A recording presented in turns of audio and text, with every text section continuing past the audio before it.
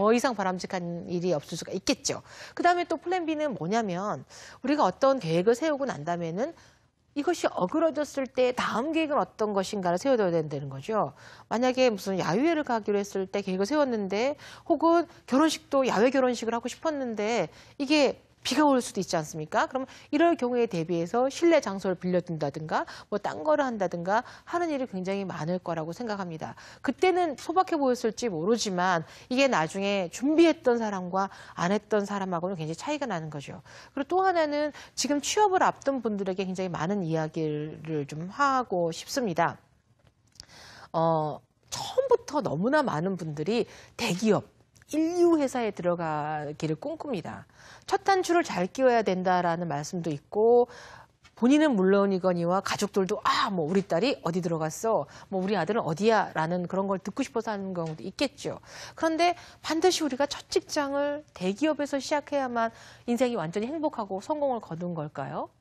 어떤 분들은 중소기업에 들어가서도 역량을 갖춰서 자기 또 전문가가 되고 자기 사업으로 하기도 하고 하는 경우가 굉장히 많습니다. 최근에 들어서는 우리 신문사도 마찬가지지만 꼭 신입사원만 공채하는 게 아니라 중견기자를 뽑는다거나 경력사원을 뽑는 경우가 굉장히 많아요.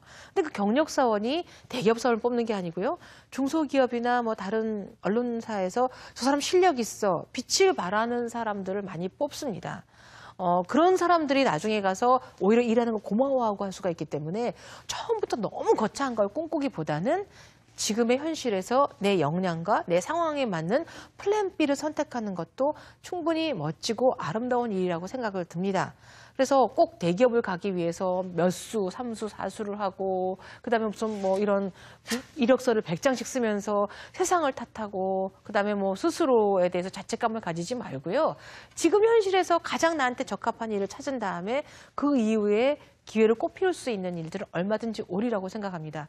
더구나 지금 20대, 30대 분들은 앞으로 평생을 살면서 7가지 이상의 직장이 아니라 직업을 체험하면서 살아야 될 세대입니다. 그렇다면 첫 번째 직장에서 최고의 정점을 찍었다고 하면 그 이후의 삶은 우리에게 남아있는 게 뭘까요? 그런 걸 생각할 적시면 작은 일이라도 소박하게 시작하셔서 플랜 B로 시작했지만 나중에 창대해지는 그런 것도 굉장히 바람직할 거라고 생각이 듭니다. 그래서 플랜 B를 제가 올해 계획의 화두로 한번 말씀드렸고요. 그 다음 이제 뭐냐면 C죠. C는 여러 가지 좋은 단어들이 참 많습니다. 초이스, 챌린지 뭐 등등 있는데 제가 꼽은 C는 챌린지입니다. 도전해보라는 거죠. 그 도전이 뜻있는 도전, 뭐 용감한 도전, 무모한 도전, 어떤 도전이든 간에 해야 되는 거죠. 우리가 많은 분들이 새해에 뭐 역술가나 점을 보거나 인터넷으로도 올해의 운세를 치면서 늘 합니다. 나는 언제 대박이 터지는 걸까? 나 언제 로또에 당첨될까? 그런데 로또 복권도요. 사야지 당첨이 됩니다. 사지도 않고 나는 언제 대박이 날까라고 생각이 드는 거죠. 문이 두드려야 열리는 거거든요. 그래서 그런 시도들을 좀 하시는 훈련을 했으면 좋겠습니다. 이게 잘 될까? 가능성이 있나? 이렇게 움츠러들고 항상 조바심만 내다가 뭔가를 이룬 분은 아무도 없습니다. 남들이 무모하다고 하는 것도 해봐야 되는 거죠. 인류를 바꿨다라고 하는, 인류의 생활을 바꿨다는 스티브 잡스의 경우에도 저도 그 전기를 엄청난 분량의 전기를 다 읽어봤지만 보면 사실은 이분은 친부모에게 버려진 분이고 성격도 굉장히 까다롭기 뭐 짝이 없고 그리고 대학교도 중대 그만뒀고 자기가 만든 회사에서 쫓겨나는 이런 수모까지 당했던 사람입니다. 그런데 컴퓨터, 아이패드, 픽사 영화사까지 수많은 성공을 거둘 수 있던 비결은 뭐냐면 도전을 했던 겁니다. 난 잘 될 거야. 난 천재니까 한번 해보자. 왜 안 되겠어? 이런 도전 정신이 없었다면 그 사람은 부모에게 버림받은 성격이 나쁜, 그다음에 몸까지 나쁜 이런 사람으로 끝날 수 있었다는 거죠. 오프라 윈프리도 지난해 5월에 프로그램을 그만두었습니다만 그 여성이 방송계만이 아니라 전체 교육계에 끼친 영향도 굉장히 많습니다.